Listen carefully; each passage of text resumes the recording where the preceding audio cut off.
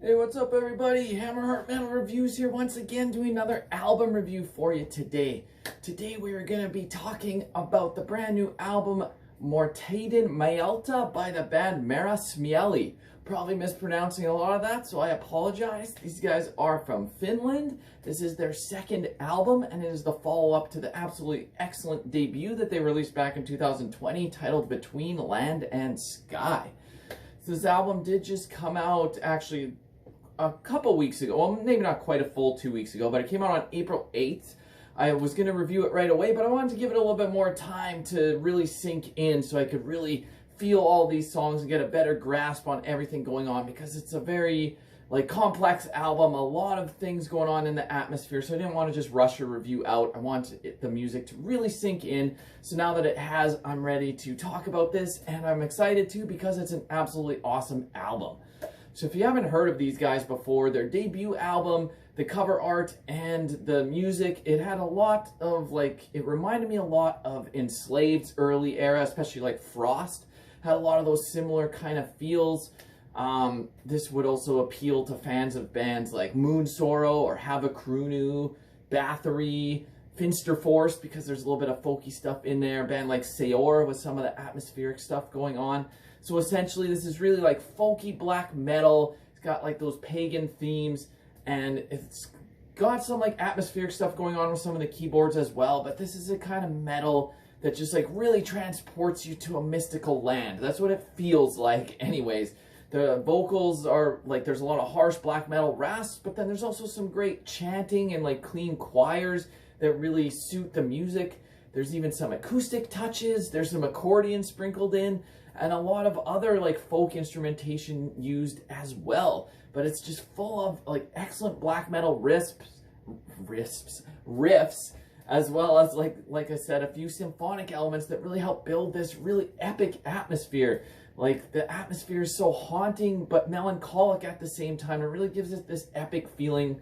You'll really know that these guys are from Finland with that sound. If you've heard epic Finnish black metal like Moon Sorrow or Havacrunu, you'll really get that same kind of vibe on some of these songs, but definitely a lot more keyboard thrown in here as well.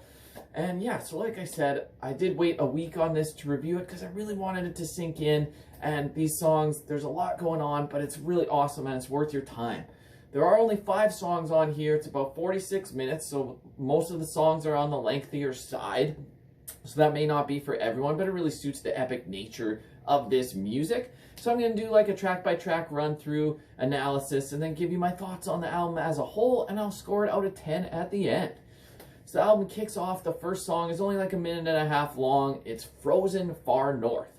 So this is just an instrumental opener, but compared to a lot of other bands that do an instrumental opener, this actually serves a purpose, and there's actually riffs and stuff. It's not just a minute and a half of nonsense.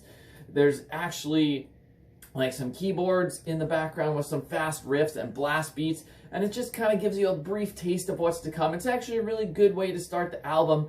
I usually maybe knock an album that starts with a really pointless instrumental opener that doesn't really serve a purpose, but this one, I don't think it's a knock on it at all. It really sets the bar for the album, and it flows perfectly into the second song, which is titled The Forest of My Soul.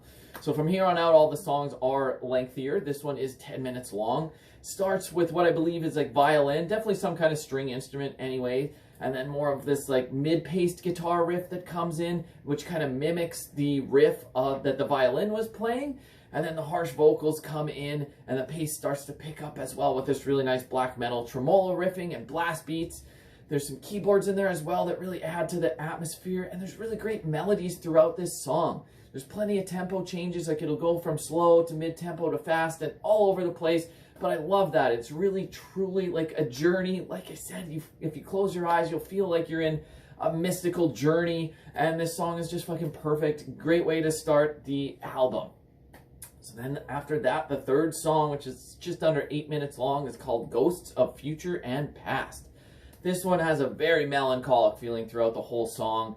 Starts with like the sound of fire crackling, a nice acoustic guitar comes in, and then the accordion comes in. So if you're not into accordion in metal, this might not be for you, but yeah, if you're into bands like Finster Force or Moon Sorrow, this is gonna fit in perfectly with stuff that you enjoy. The accordion just really gives it this great folky vibe. It's really awesome.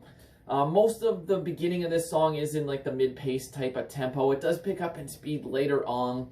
And the guitar actually, once again, like in the previous song where it kind of mimicked the violin, here at a later stage in the song, it mimics the accordion. And it's really cool. Like, it's just, even though it's an accordion, it sounds like folk, it's just gonna make you pump your fist. Like, it's a very metal feel. It's really cool. And to close the song off, it goes back to the nice acoustic guitar part, similar to the beginning of the song. It's just a really great way to close the song. Definitely a standout track on the album. After that, the fourth song is possibly my favorite on the album, The Oaks of England. This one's just under 10 minutes long, and this is just folky black metal epicness. So good. This one starts aggressively with blasting and faster paced riffs. There's some kind of folky instrument going on throughout this song, maybe a tin whistle or something like that. I could be wrong on what it is. I can't always identify what it is, but this one really reminds me of Seor with some of the stuff that they do going on in the background to remind you of like Scotland and the atmosphere. This one's not necessarily going to bring you to Scotland, but it's called the Oaks of England, so it's got kind of a similar vibe. And if you've listened to Seor, then you go listen to this song, you'll see what I mean with that folky instrument going in the background. It really gives it this really cool vibe. This one's full of epic black metal riffing, but there's still some acoustics interspersed in there as well. And once again, the keyboards are used throughout. It really gives it this vast soundscape and really large, like awesome atmosphere throughout the song. It's got some nice clean vocals as well and choirs, which just really adds to the epic nature of this song and of the album as a whole. So after that, it goes into the closing track, which is by far the longest song on the album. Truly an epic. It's like 17 minutes long, till Far in the Frozen North. So this song, it goes so many different directions. It doesn't feel long. Like when you listen to this, it doesn't drag on. You don't feel like, oh, it's 17 minutes. No, you'll be like, where did that time go? It's just so sorrowful throughout this song, but beautiful at the same time. Starts with the sound of like wind blowing. There's really like these ominous, eerie sounding keys in the background. And then acoustics or like ukuleles or something like that comes in. Once again, I can't always identify the type of folk instrument that's used, but it's got this really cool like acoustic guitar sound. But it's not just an acoustic guitar. Like I said, it's probably a ukulele or something like that. It really builds slow, and then there's this really nice piano melody that comes in with harsh vocals, and it's just a really great way to start the song. The guitar melodies are great throughout this song. There's really nice lead work and solos in here as well. This is another song where the clean vocals really shine. I think what they do there, switching from the rasping to the clean vocals, it really works well for this style of black metal. This song, about 10 minutes in, it does pick up the pace, and then it kind of slows back down as well with epic choirs like throughout. Like I said, it goes so many different directions, but then to close out the song, once again, it goes back to those ominous, eerie keyboards with harsh vocals and like pounding drums and riffs. But this song is truly just a journey. It's hard to just sum up, oh, it does this and then this. Oh, you got to listen to the song and just take it in, take it all in, and see what kind of emotions it brings out. It's just really awesome stuff. Great way to close the album. So my thoughts on this as a whole, I feel like each song has its own distinct flavor, even though it still retains the feel of belonging on the same album. Like all the songs flow perfectly together, but they've really showcased their ability to write different styles of songs, like bringing different approaches to each song, like different paces, different styles. One's more folky, one's more aggressive. And so each one has its own distinct, unique thing. You're not going to confuse these songs for one another, but it still all sounds like they belong together, if that makes any sense. They do a really good job of executing that. The production on here sounds really awesome. The atmosphere is perfect. So, excuse me. So yeah, I'm just pretty much heaping praise on this. The negatives, I don't really have too much negative to say on this.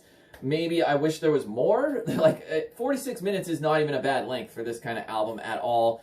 But yeah, with really it only being 5 tracks, maybe they could have thrown one more on there. They're not really going to lose too many points for that though. Uniqueness, like maybe this isn't the most original thing ever. There are a lot of bands that have a similar kind of sound, but that being said, I think you're not going to confuse this with one of those other bands that I mentioned. While there are similarities, this really uniquely sounds like Marrasmieli. They're kind of doing their own thing. They're carving their own path within this subgenre, and they do a really good job on it. So, to score this out of 10, my thoughts on this as a whole are very positive. Do I think this will stand the test of time as like a perfect album down the road? No, there's maybe like a couple things holding it back from being like extremely high up, but for me, anything over 8 out of 10 is something I strongly recommend, and this is easily hitting that benchmark. I'm not quite going to rank it as a 9 out of 10. I don't think it's quite that standout, but nonetheless, this is easily going to be one of my favorite albums of the month. So to score this out of 10, I am very positively giving this 8.3 out of 10. So a very solid score, and definitely an album I think you should go check out if you're into any sort of folky black metal or any of the bands that I mentioned at the beginning of the video. Definitely go give this a listen because it is pretty solid stuff, and I strongly recommend it. So anyways, these are just my thoughts and opinions as usual. Love to hear yours down below. Have you heard this album? If not, go do yourself a favor and do it. But if you have, let me know what you think of it. And anyways, until next time, give me a like, give me a subscribe. Hammerheart Metal Reviews out.